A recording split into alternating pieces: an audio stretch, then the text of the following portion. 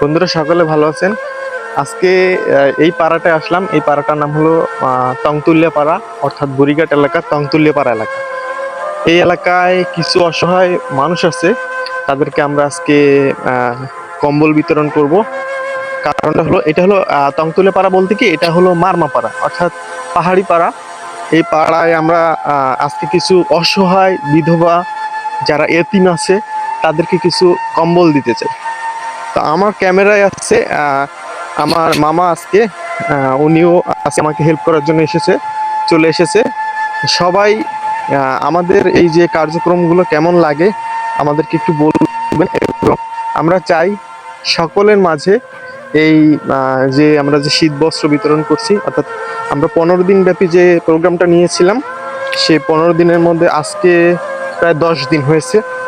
তো আজকে তংতুলে পাড়া আসলাম, অর্থাৎ এটা হলো মারমা পাড়া। তারপর আমরা ওই পাহাড়ি আমরা চাকমা পাড়া যেটা, সেই চাকমা পাড়াও যাব। আমাদের হাতে এখনো বর্তমানে অসহায় যে লিস্টটা আছে সবগুলোকে আমরা দিতে পারবো কম্বল।